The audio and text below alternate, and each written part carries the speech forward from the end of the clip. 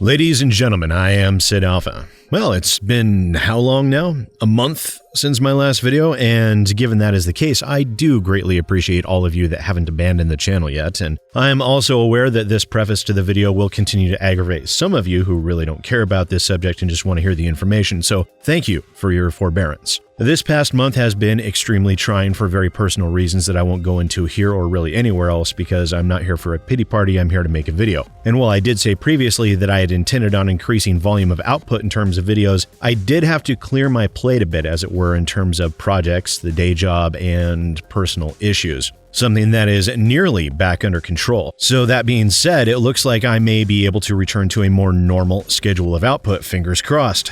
Of course, as you might guess, I'm here to discuss the recent activity with CD Projekt Red, and they're apparently suffering a significant network intrusion and the potential implications and viewpoints surrounding this incident. Now, in 2017, CD Projekt Red had received word that someone had obtained internal files, including early design documents for Cyberpunk 2077, and that they were threatening to release the files if their monetary demands were not met. CD Projekt Red refused to comply with the demands and had also stated that the documents in question were, quote, old and largely unrepresentative of the current version of the game.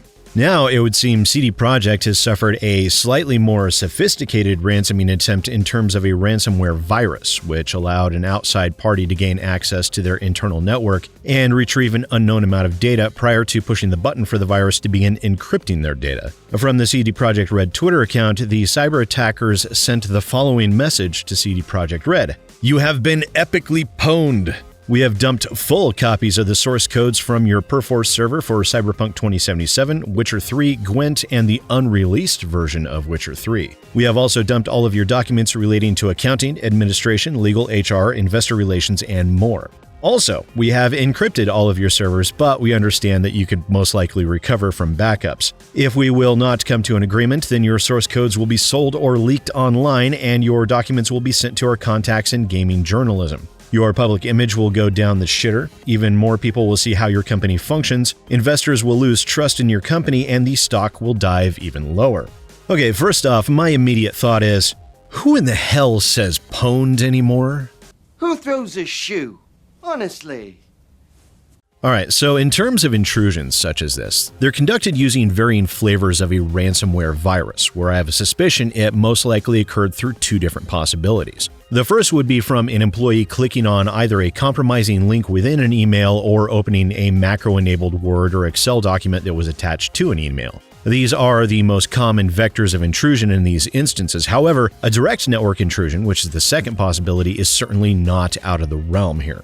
Now, the attackers, when their ransomware attack or their network intrusion first begins, typically won't do anything right away, as they'll want to attempt to spread the infection, as it were, or inspect what sort of information they have access to, and if anything of value is found, to grab as much data as they can before the door gets slammed in their faces. Now, I've lost count of how many times our monitoring systems had caught an office staff member's computer at a client being infected with an installed ransomware virus that hadn't gone off yet due to a compromised email, and we managed to avoid some embarrassing inconvenience and were able to issue additional training for that user. They may even go so far as to attempt to install keyloggers and the like and attempt to scrape saved passwords from a workstation in order to gain increased access to the rest of the network, and will do what they can to remain hidden until they're ready to pull the trigger. Now, under most circumstances, the ransomware virus will launch right away, encrypting all data on a computer, including attached network shares and external drives, before throwing up a warning page on the computer, usually demanding some quantity of Bitcoin to be delivered to a wallet address within a specified period of time. In this case, they obviously realized who it was whose systems they had gotten into, either that or it was a direct network intrusion from the outside, and grabbed as much data as they could before they pulled the trigger for the ransomware virus to begin encrypting data, a process that once started happens very rapidly. And this sort of ransomware attack has been around for an extremely long time, literally years, better part of a decade actually, and the general flow and process is quite similar now as it was then, although the viruses now are much more competent and capable than they were a long time ago, naturally. Now, the attackers were correct that CD Projekt would most likely be able to restore from backups. Most enterprise environments do or should be running within a virtualized environment where part of their backup solution should be host-level backups and encrypted cloud backups. A properly configured backup solution would ensure that an instance such as this would cost them really nothing more than simple inconvenience from having to restore data from the most recent backup set. But that's not at all the major point of concern in cases such as this. No, really, it's all the other data. The source code for these games leaking out into the wild would be rather bad, but in addition, everything else related to the other documentation could lead to any and all of CD Projekt's dirty little secrets, if they have any, which let's face it, most companies do, being paraded out for the world to see. Along with their releasing the content of this text file, CD Projekt included a response where only the 3 middle paragraphs are really relevant, where they state, "An unidentified actor gained unauthorized access to our internal network, collected certain data belonging to CD Projekt Capital Group, and left a ransom note, the content of which we released to the public. Although some devices in our network have been encrypted, our backups remain intact. We have already secured our IT infrastructure and begun restoring the data. We will not give in to the demands nor negotiate with the actor, being aware that this may eventually lead to the release of the compromised data. We are taking necessary steps to mitigate the consequences of such a release, in particular by approaching any parties that may be affected due to the breach. We are still investigating the incident. However, at this time, we can confirm that, to the best of our knowledge, the compromised systems did not contain any personal data of our players or users of our services." So this is a confirmation that while no personal information of any players of CDPR games was compromised, CD Projekt did confirm that an intrusion took place and that this person may well have the data they claim to.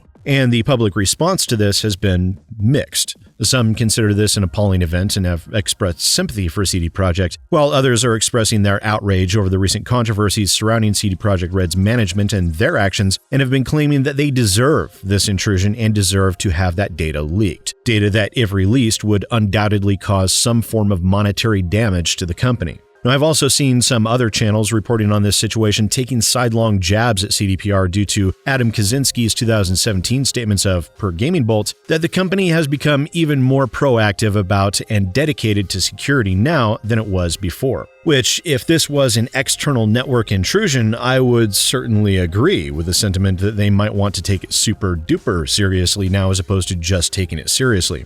However, I think it highly likely that the attacker gained access through a ransomware virus to the internal network through a single workstation, where an employee clicked on something within an email that they shouldn't have. Because the best firewalls in the world have an extremely difficult time protecting a facility from the lack of education and awareness of the staff.